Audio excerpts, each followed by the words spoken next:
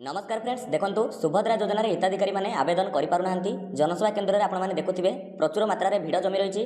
देखंतु सुभद्रा योजनार website slow रहउछि तो केउ मानकर लॉगिन हेउ नाही आउ अन्य सीएससी भिएलई बा मोसेवा केन्द्र रे ऑपरेटर्स मानकर लॉगिन हेला परे कोन होछि ना आवेदनकारी को मोबाइल को ओटीपी जाउ नाही ईकेवाईसी प्रोसेसिंग सेइथरे रहि जाउछि।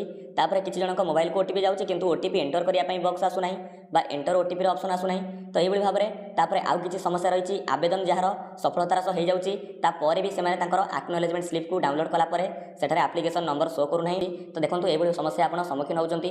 या सहित आपण माने पचारुचंती आमको जो फिजिकल फॉर्म मिलितला सुभद्रार सेठारे जो आधार लिंक बैंक ना पचारितिला आमे से बैंक ना जगह रे गोटिए बैंक ना लिखितिलु किंतु आमे जेतबेले सुभद्रा योजना रे आवेदन करिचु सेठारे आउ गोटे बैंक ऑटो सिलेक्ट हे जाउची। देखंतु एई भली भाबरे आपण मध्ये समस्यार सम्मुखीन होउचंती। तेणु देखंतु किछिटा गुरुत्वपूर्ण विवरणी आमे माने जानिबा वीडियो माध्यम रे कोन करि परिबा कोन होई परिबा आम द्वारा हिताधिकारी माने सब बेले सचेतन रहंतु।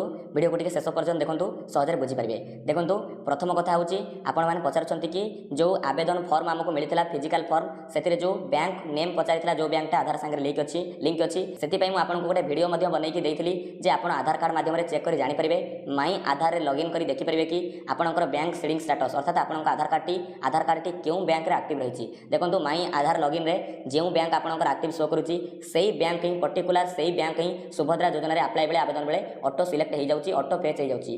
तेणु से आपको पूर्व बार बार कही आप निजे देखूँ क्यों बैंक आपंकर एक्टिव अच्छी तापर जे आवेदन फॉर्म आपंकर से बैंक ना लिखु। देखंतु आमर सीएससी भिएलई भाई माने एवं मो सेवा केन्द्र ऑपरेटर्स माने अन्य एक समस्यार सम्मुखीन होउचंती। जदिओ जणे जणे आवेदनकारी बा हिताधिकारी आवेदन हो जाउछि सुभद्रा योजना रे ता परिशेष रे देखंतु तांको जो एक्नॉलेजमेंट रिसिप्टटा मिलिबा कथा देखंतु जो व्यू एक्नॉलेजमेंट ऊपर क्लिक कला परे से जो एक्नॉलेजमेंट रिसिप्ट रे बा स्लिप रे कोनोसी आवेदन पत्र एप्लिकेशन नंबर बा किछि भी शो करूनी पूरा फॉर्म प्राप्ति स्वीकार फॉर्म ब्लैंक शो करूछि। एठारे आपण एभली समस्यार सम्मुखीन होउचंती बोली कमेंट करूचंती। देखंतु आपनको से जो व्यू एक्नॉलेजमेंट स्लिप ऊपर क्लिक कला परे किछि समय अपेक्षा करबा को पड़िबो।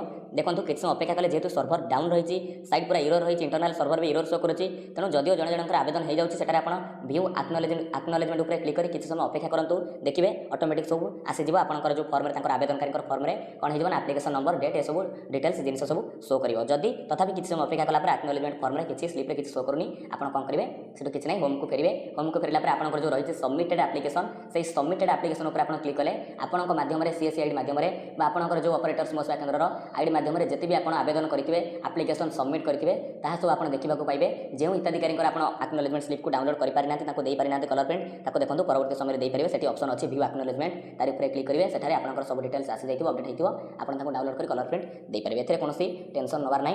जदि जणे महिला सेप्टेम्बर 17 तारिख पर आवेदन करूछंती तांकु मध्य प्रथम किस्त टंका मिलिबो कुहा जाउछि सेप्टेम्बर 17 तारिख रु प्रथम किस्त टंका मिलिबा आरंभ हेबो। जेतु नरेंद्र मोदी आपु कोन करिवे ना टंकाटी को अल्प किछि जनकु बैंक अकाउंट को पठेबे गोटे शुभारंभ करिवे सेति में कुहा जाउछि। तेणु निहाती भाबरे सुभद्रा योजना आवेदन कोनोसी शेष समय सीमा ना शेष तारीख ना जहाँ को 21 वर्ष हम जो दिन हम से आवेदन करेंगे 60 वर्ष हो गले से कौन हो ना योजना बाद पड़े। ये भाव में योजना चलो 5 वर्ष पर्यंत चलो आपन को एत द्वंद्व घेर आप रही आवश्यकता नहीं। निश्चिंत रुहतु समस्ते आवेदन करूँ समस्त योग्य हिताधिकारी टंका पाइबे। तेणु निहाती भाव में कमन सर्विस सेंटर संचालक मो सेवा केन्द्र ऑपरेटर्स मैंने हिताधिकारी साहाय्य करूँ। निहाती भाव में वेबसाइट जिते चलो आप समस्त सठिक रूप आवेदन करूँ। विदाय दियंतु। नमस्कार। जय हिंद जय भारत जय जगन्नाथ।